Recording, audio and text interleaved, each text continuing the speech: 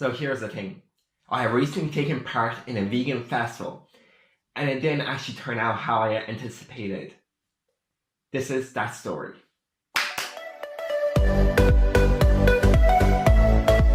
The festival in mind is called the UK Vegan Campout, and this year, 2018, it took place in the Newark Showground, just north of Nottingham. And let me talk a bit about the history of this festival. It's only 3 years old and it's grown rapidly. The first year it only had about 400 people. Then it grew to 2,000 something. But this year it had 5,600 people at it. Most of these, if not all, were vegans. And as it stands, it is UK's biggest vegan camping festivals. And just so you know, in Ireland we don't really have anything like this at all. So it's a huge plus side for me, and it really made me want to go there and go there in the first place. So I booked a ticket pretty early on, a few months before the festival, and it cost £40, which is around €47. Pretty cheap, I think. And my flight from Dublin cost about €40. It was a very affordable experience. And the festival ran through 2 days. Friday, which is the day everybody came and set up. So it was mainly Friday afternoon and evening, plus Saturday, and this is a full day experience. Everybody left on Sunday. It was either morning or before 2 p.m. So that was the festival. It was only 2 days. So let's actually talk about getting there. It began at 4 a.m. on Friday morning. And this is when I woke up to get my flight. My flight left at 8 and it was about 1 hour long until I reached East Midlands Airport. From this airport, I took a bus towards Nottingham train station, and this bus runs every 20 minutes and costs £6.50. Pretty cheap in my opinion. Then from there I just went around Nottingham train station, that whole area, went shopping, went to Tesco, Co-op and Sainsbury's, bought some supplies for the festival such as food, alcohol, fruit, etc. Then I made plans to meet up with someone else at the train station. Once that had come, we took a train to Newark train station, and this is about a 35-minute train that costs £6.40. So with the travel costs in mind, let's talk about how I got from the train station to the festival. Luckily enough, I was part of the Vegan Campout Solo Campers group chat, and this is basically 200 people who didn't have any friends or family to go with, and they all decided to go by themselves. So I met up with Teresa, which is the one I took the train with. And now I'm here in Newark for the UK Vegan Campout 2018, which is taking place in the Newark Showground. It's going to be a really nice weekend, and I'm hoping to bring you along. I might not be talking a lot, but I'll just show you and kind of bring you through the experience. And here's a healthy tip. If it's in the Newark Showground next year, right beyond the train station, New York Castle Station, you have a Waitrose, which is a big British supermarket with a lot of cheap stuff, a lot of nice fruit and veg, and you can just get your supplies there, even alcohol. So there we go, bye for now. Once we arrived in Newark, I met up with Kirsty, and it was amazing because she took us by car towards the campout. It was a really nice gesture, and it really made my life easier because I already had people to go with. Super nice stuff. And at that campout, we arrived just around 1 p.m, but they didn't actually open the gates for traffic and that until 1:30. So we just spent about 30 minutes walking around, talking to people, just introducing ourselves. Really nice stuff.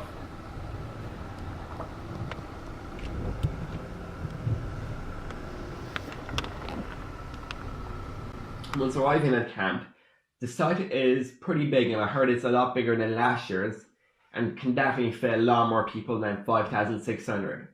We camped at the very left corner, and this is our signified loners campsite. I know it sounds a bit cringy and great, but it was fabulous. And we had a big sign up that one of the campers made, and we also had a gazebo, and it was a really nice communal area going on. It was the liveliest of all campsites, and it had quite a bit of people there in the end, which is pretty phenomenal. Bear in mind, we didn't know each other.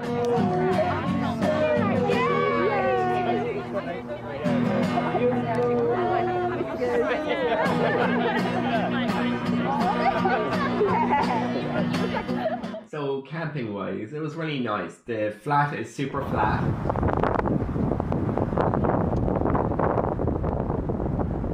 But one thing to keep in mind, the showers are in the toilet buildings and the toilets are very far away from where we were on the left corner.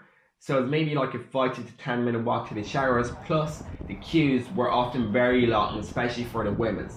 So next year I recommend Campout to have some porta potties or some more toilets available on site. That would be just phenomenal and really neat thing. Apart from that, there was a lot of water taps available everywhere, really handy, and it was drinkable water, so I used that for one of the days. It was really nice stuff. And yeah, the camping was great. I really enjoyed it.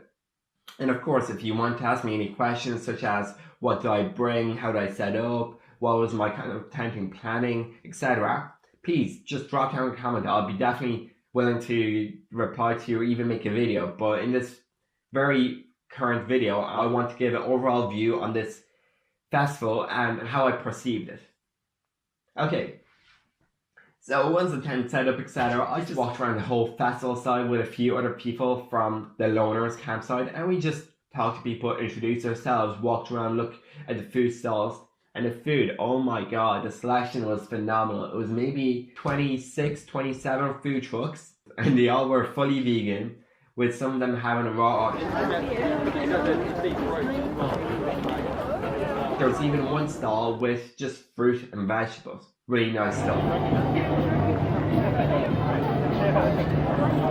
I like that.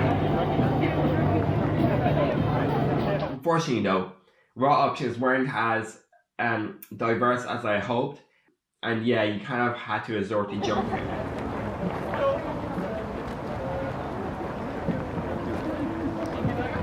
And another thing to keep in mind, most dishes were between 7 and 10 pounds. So you had to kind of splurge out if you're going to have 3 meals per day. I personally did this great thing with my group where we just sat around in a group of I think 5, and we each had a different dish, and we just tried each other's dishes, got a feel for it, and just enjoyed it. It's really nice stuff and pretty smart idea, I think. Even with that said, there was so much food selection that we couldn't really try everything.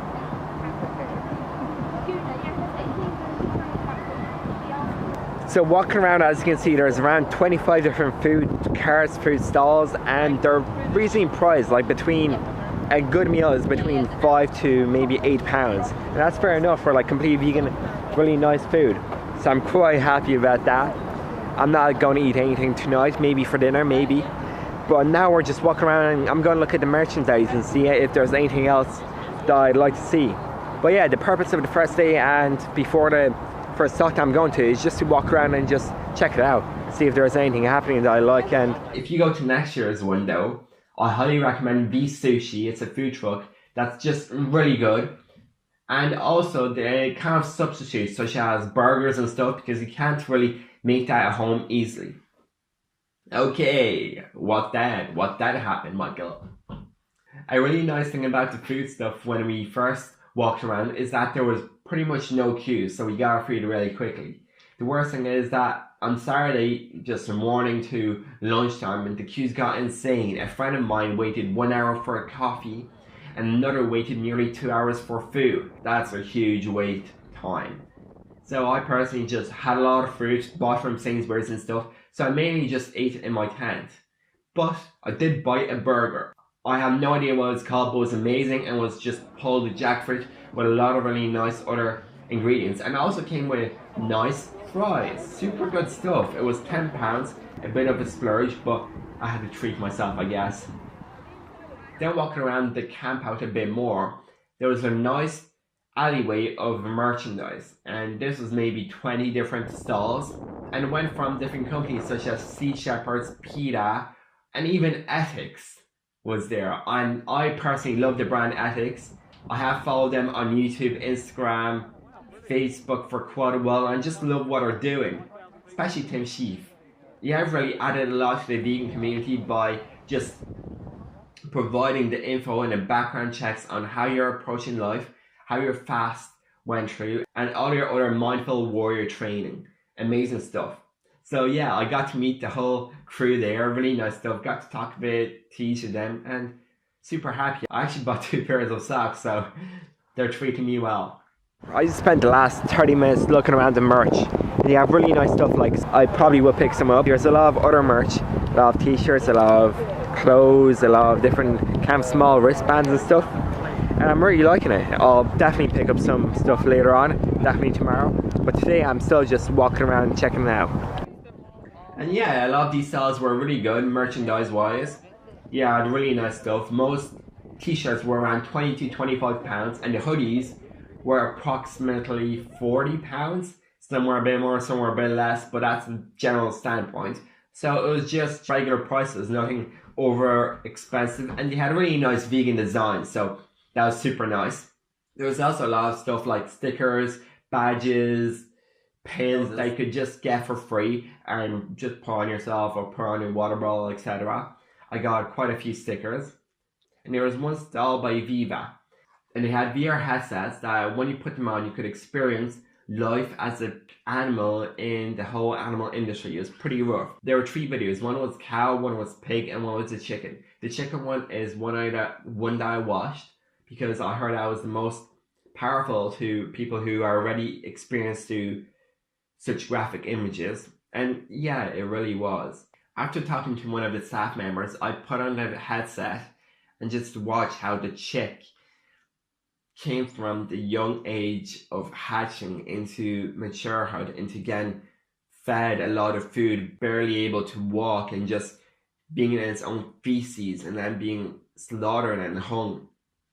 And the worst part is that you cannot escape from this imagery. It's a VR headset, so any way you look, left, right, up, down, you see other birds, other animals at your eye level, and then you see the people who are actually going to slaughter you, and you look up and you're just carrying other chickens, and it's, oh my god. It's a bit horrifying, but it truly gets to you. So if that's next year, or if that's at any of these vegan events, go to that. It's powerful and it will make you an activist.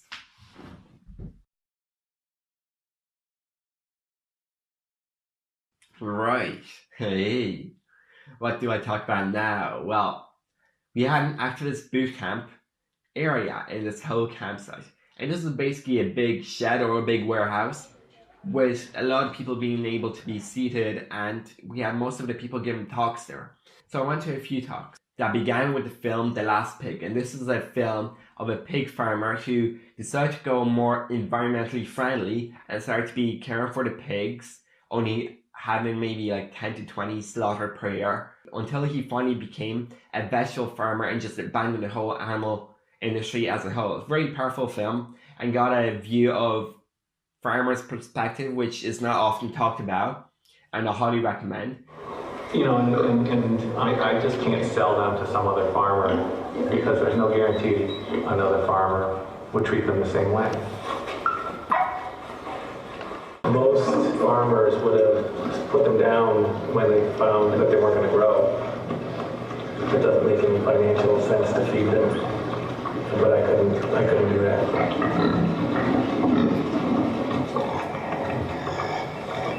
Then I went to Viva. This talk basically had 2 videos, one talking about chickens and one talking about cows, and just showed the whole animal industry with nice voiceover, nice facts, and yeah, there were powerful videos that were pretty graphic at points.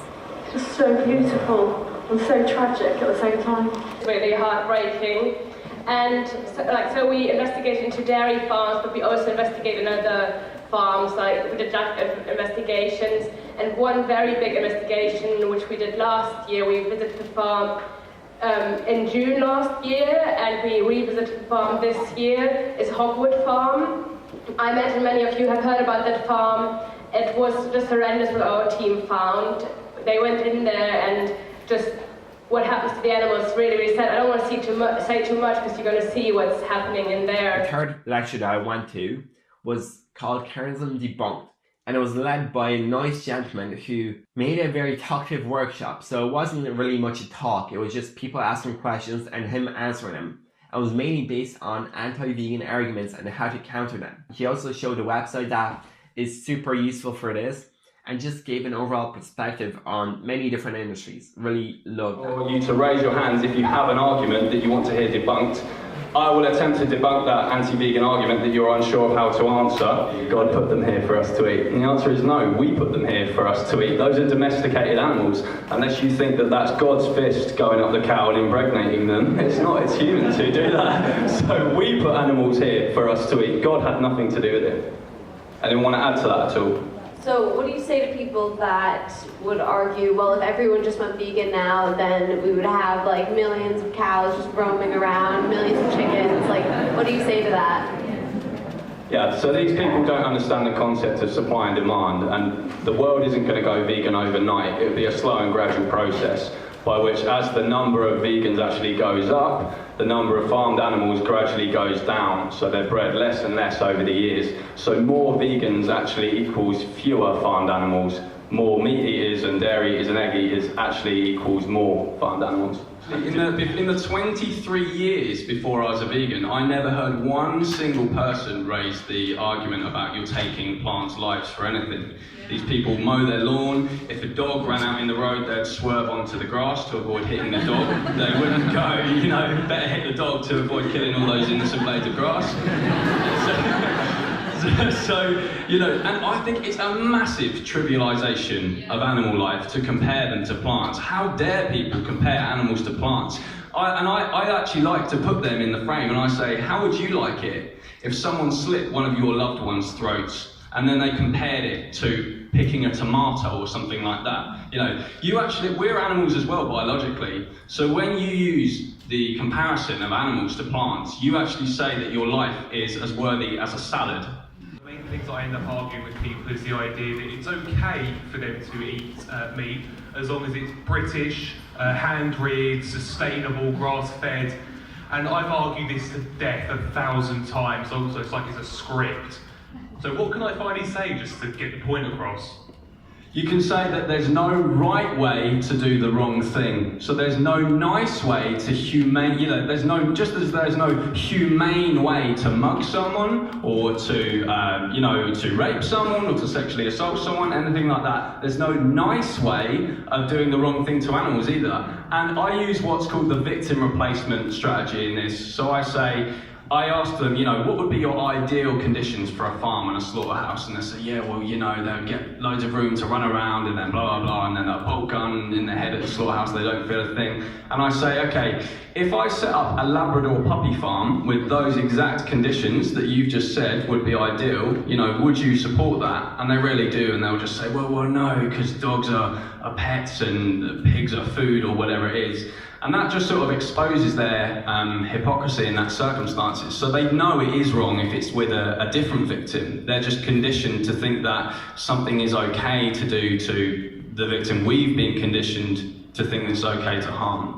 Does anyone want to add to that at all? Is that as vegans, we must acknowledge that we do cause harm simply by existing. So you can say to people, look, veganism isn't about walking around with a little imaginary halo over your head and pretending that you don't cause any harm to this planet, to animals, to the environment. Unfortunately, we all do. But veganism is a great way of minimizing your harm. And an analogy I would use for that is, say you're a lifeguard and you see a bunch of people drowning, and would you, but you couldn't save them all, would you jump in and then just swim back and say, no, I can't save them all, so I won't bother? No, you would actually at least try and save one or two of them. So even though we are harming, by buying any product, we're harming, insects and stuff like that, it's a really good way of actually minimizing one's harm. And also you can mention that veganism isn't so much about harm per se. It's more about seeing animals as individuals and not treating them as objects to be exploited. So it's about ending animal exploitation as opposed to so much just the idea of harm. Next up that I went to was one by the Hench Herbivore. Yeah, I love the guy and he does great stuff on YouTube. Pretty good talk, pretty nice. A healthy vegan diet is full of nitrate-rich foods such as leafy greens and beetroot. Nitrates, transformed into nitric oxide by the body, have the effect of vasodilation, improving blood flow and the delivery of oxygen and nutrients two weapon muzzles. Then I actually met Earthling Ed, super amazing activist, very calm, very vocal. And he gave a super powerful talk. Some vegans were not too happy about this because they thought he was too egoic, too personal in it. But having done YouTube, having talked to people, it's that personal aspect that kind of shines through a lot of people and makes you feel for that person. So thank you, Earthling Ed. You did a fabulous job. Hope to see you next year at the campout. I knew that next time she went, we hear their cries and we hear their mourns for their child, and we still do nothing. We should be angry, because what we do to animals is insanity and it's disgusting. And the fact that our species still commits these violent atrocities is something that we will look back on in the future with disdain and disgust. We should feel angry. It makes me angry saying this. The first event I want to talk about is when I visited a dairy farm, and this was last year. And we wandered into the dairy farm in the middle of the day. And there was a farmer there who knew that we were there, he knew that we were filming, but he didn't bother to ask what we were doing. I mean, we didn't say we were vegan, of course, but he didn't ask, so don't ask, don't tell, right? Anyway, we were filming the animals, and we came across this pen. And in the pen was a dairy cow and her calf. And the calf was still so newborn that the mother was still cleaning the calf. Now the farmer said that he was going to take the baby away from the mother. Now we knew this was happening, this wasn't a shock to us. We knew this is what happens in the dairy industry. We were faced with two choices. And the first choice was to leave. I mean, do we have to see it? We know what happens. Is it going to make a difference? Like, if they're just going to make us upset? Will we actually achieve anything? We could walk away. But the reality was, if we walked away, or we turned a blind eye to the violence that was about to be committed, that didn't mean that that action wasn't going to happen. Just because we turn a blind eye to suffering doesn't mean that the suffering ceases. It's just comfortable for us to pretend that it's not happening, but it does still happen. And so we decided to stay. And we decided to film what was going to happen so we could share it live and hopefully show people. And so I filmed. And I filmed as the farmer went into the pen with a little trolley. And he went up to where the baby was sat. And he picked the baby up. And he threw the baby in the trolley. And we filmed and we watched. And then he followed as the baby was wheeled out. And I watched alongside the mother. And the farmer closed the gates on stuff. And he wheeled the baby away. And I stood next to the mother. And I watched the mother, she watched her baby walk away. And that was the last time she'd ever seen a child, as her baby was being carved away from her. I looked at the mother's eyes, and I saw pain, I saw anguish, I saw fear. I saw her pleading at me, saying, what are you doing? What are you doing to help stop this? Why are you just standing there? Why are you being a witness to the suffering that's being committed? But I saw something else, and this next emotion is what really disturbed me. I saw confusion. I looked in her eyes and she was confused, and she couldn't understand what was happening. And it dawned on me in that moment that these animals that we enslave and we mutilate and we murder don't understand why these things are happening to them. No one can explain it to them. There's no context, there's no explanation. Of course we can't explain it to them. They don't understand what we're saying. They have no idea why this is happening. These things are being committed to them, and no one can explain why. No one can give them any justification. And so she looked at me in that moment, and I felt so heartbroken. And this is the end of the talks that I went to in this bootcamp. But there's been so many more talks in there. One's going from the sea shepherds to hardcore culture and even the vegan society. So it's a really nice area to just get your activism on point and just be super passionate about bringing the movement and just being a street activist. Really nice stuff. I love that bootcamp. Next building that I shall discuss is the music area. And this warehouse was open from 1 PM on Saturday and had music all the way until just before 11. And the artists really do range. You had some punk, you had some rock, you had some hip hop. But the biggest names that I can remember and I really enjoyed was Maccabee and JME. Yes, they performed there.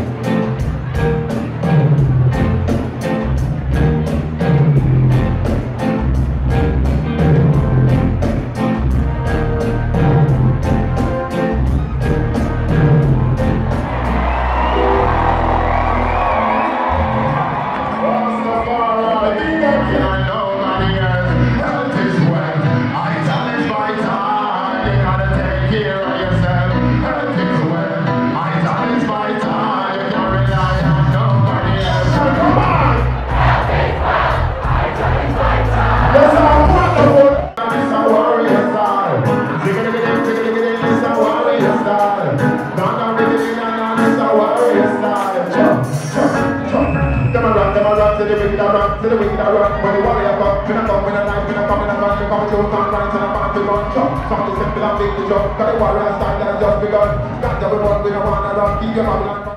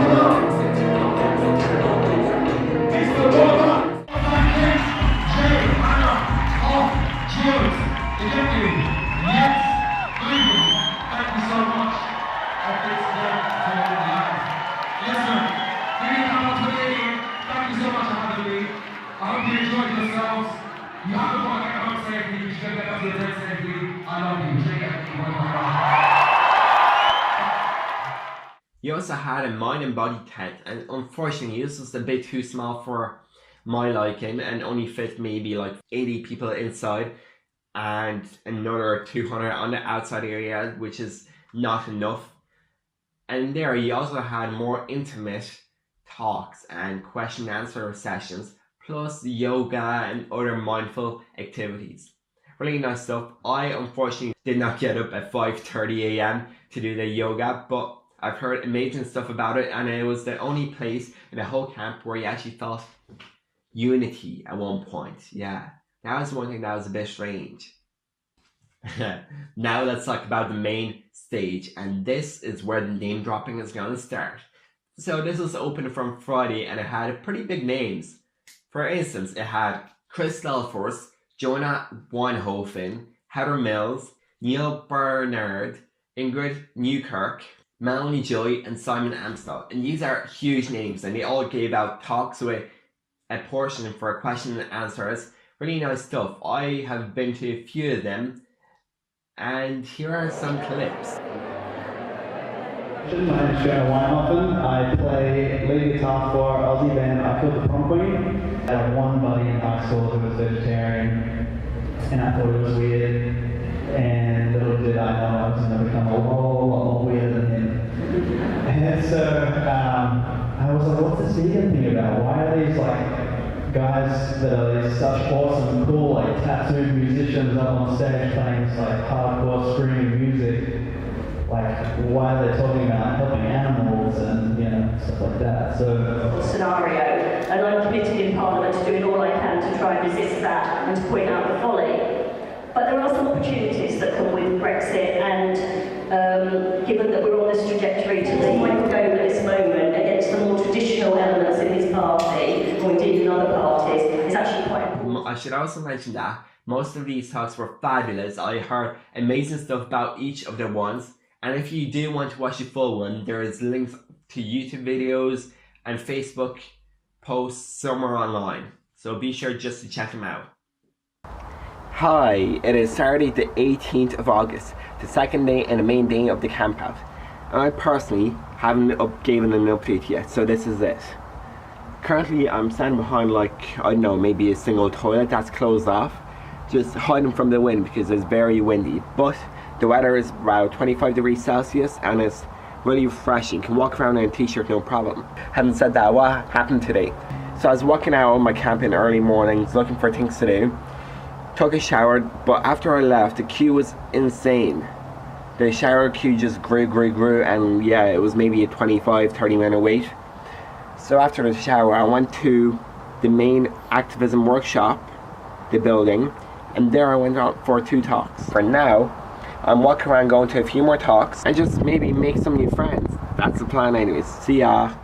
One other thing that this main stage had is a screening of Dominion, and this is a super powerful vegan movie that is based in Australia. So it had really graphic images and was kind of like an updated Earthlings with a lot more personal standpoints. You kind of connected to each of the animals, and it went through the different animals from chickens, cows, pigs to things like goats and even rabbits. So you're bound to really connect and get a feeling for one of these. I actually recorded a bit of this, but it was hard to bear, and honestly quite a lot of people had to leave, cry, and just couldn't handle the sheer brutality. Dominion uses drones, hidden and handheld cameras to explore the dark underbelly of modern animal agriculture, to question the morality and validity of humankind's dominion over the animal kingdom, and challenging the notion so pervasive throughout our history's most abhorrent injustices that might equals right, that perceived superiority is the only justification needed to commit horrific acts of violence and oppression. It is the culmination of 7 years of investigations, research, and personal risk and sacrifice.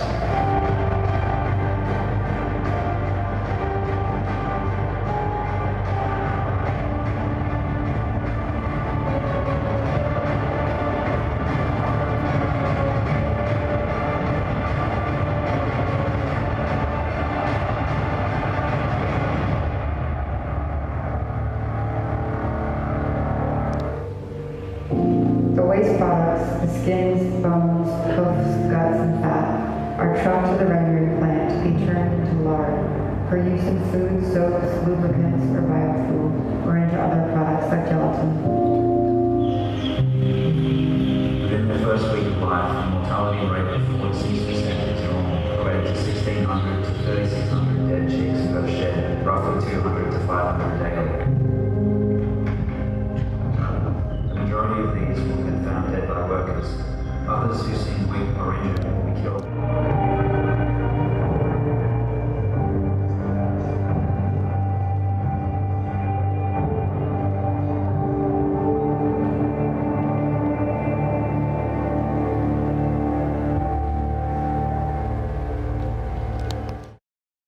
Now to add a bit more about the after party in this video. The first night we had Benji with the T-Boys who were DJing music such as House and Garage, and it was very nice and popping. Have a party, let our hair down. So some people here are the hardest working members of the animal rights activism community in existence, and I think we need to get together and party and dance and vibe and love each other. So that's what this is all about.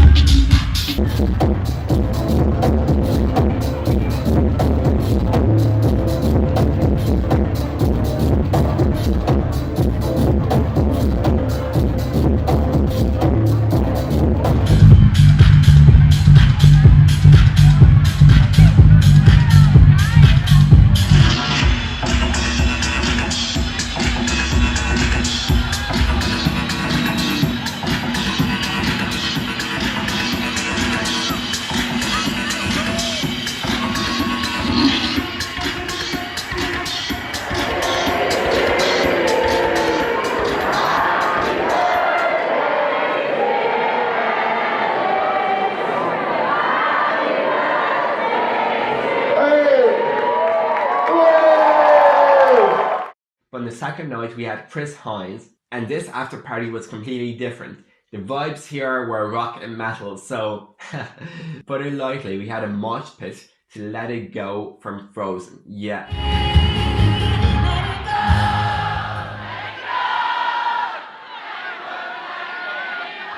was great. It was great to see so many vegans like giving a mosh pit, and it wasn't rough, if you get me. Of course it's a mosh pit, there's going to be some pushing. But if someone fell down, the mosh pit just stopped for a few seconds, the person was brought up, and off we go again. So it was a very weird and passionate type of mosh pit. I super enjoyed that night, and it vibed out quite a bit.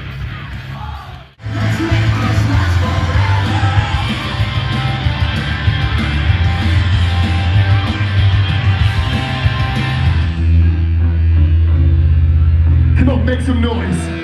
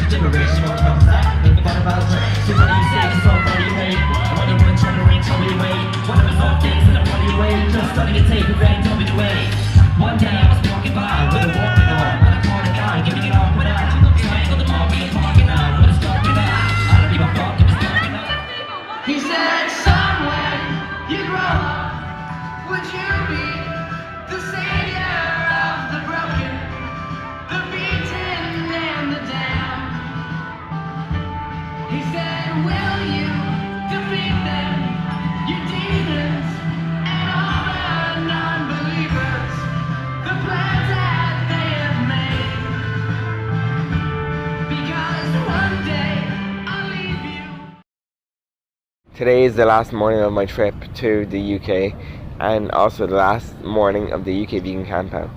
Last night was very heartfelt. A lot of the campmates went to our camp at roughly 2:30 a.m, set up camp and just started like dancing, singing and just having a nice time. Yeah, it was very heartbreaking just to see everyone just go this morning. Having said that, I left the tent area at maybe 8:30, 9 a.m. After having left my tent area, what did I do? I put it on a sign on my bag, on my t-shirt, and it said Nottingham or East Midlands Airport, hoping to hitch a ride. And yes, one guy travelling to London area decided to pick me up. Really nice stuff. It kind of saved me a lot because I didn't have to worry about travelling to the airport. I didn't have to worry about buses, trains, all of that stuff, and he did it for free, so that's fantastic. Yeah, I hitchhiked. Anyways, I hope that I enjoyed this festival video as much as I've enjoyed a festival. I've eaten so many vegan snacks, I'm probably going to be fat for the rest of the month, but regardless, it's been a blast. See you next year, 2019.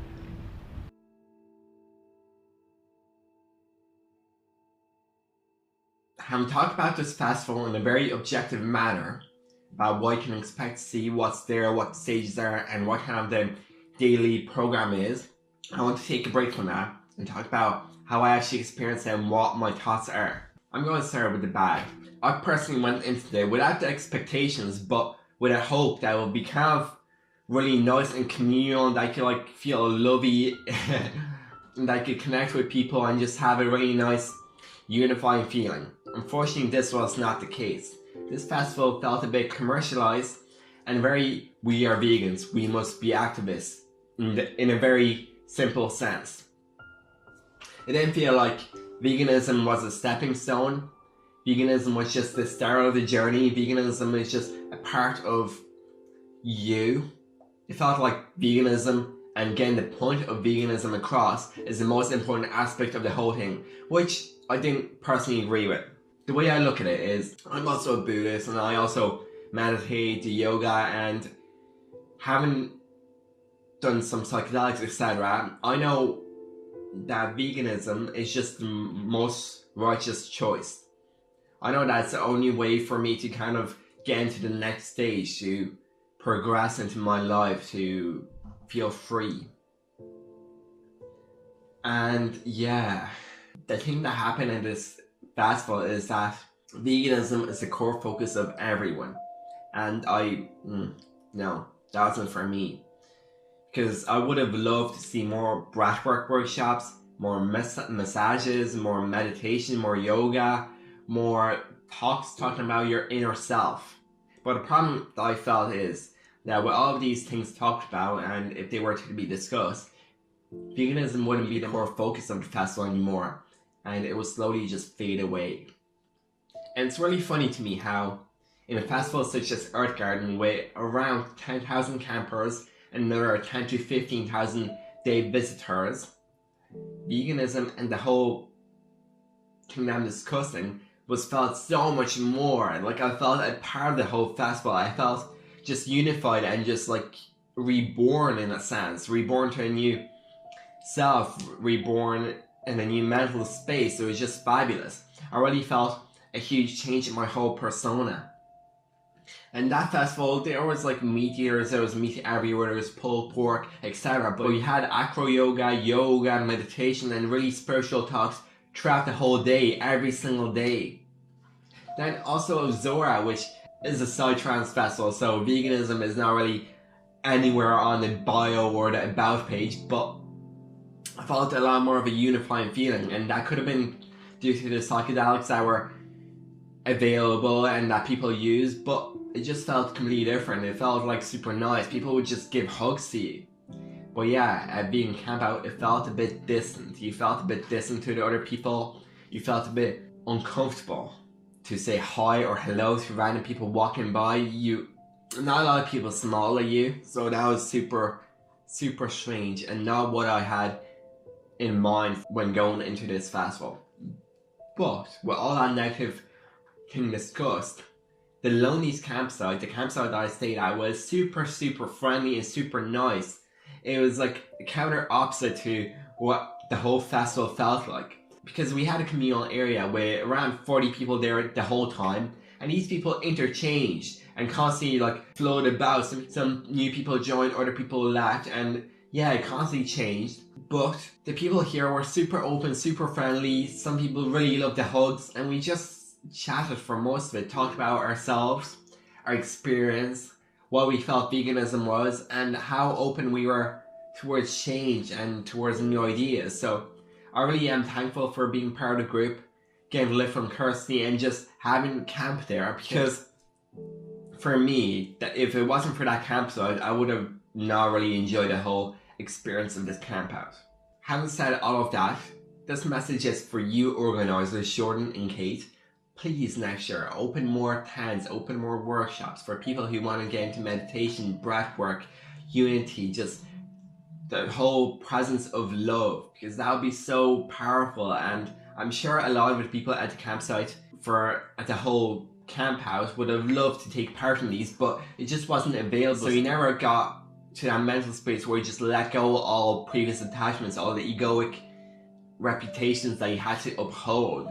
You never got to that stage. So I would really love if that was next year, if it was a lot more hippie-like, I guess is the right word to say, and a lot more focused on just community and the whole introspective feeling. So even if you organize like group chats for different types of people, or even if there was a big hype and bring up to the whole festival, a nice communal area, etc., that'd be so much better. And I hope that you introduce that next year, because I definitely plan on going next year, but I really want it to be a bit different. Having said that though, do I regret paying £40 for the whole weekend, even if I wasn't part of the whole Lonely's campsite? No, £40 is a huge bargain for all the acts that you're seeing, all the workshops, and all the people that I get to meet. So yeah, it's a really nice price point, and it's definitely worth the money. If you're planning on going next year, please go. But bear in mind that it's the UK, it might rain, and bring a nice rain jacket. I'll talk to you next time. Yeah, it's been Sylvester Productions, and I'm tapping out.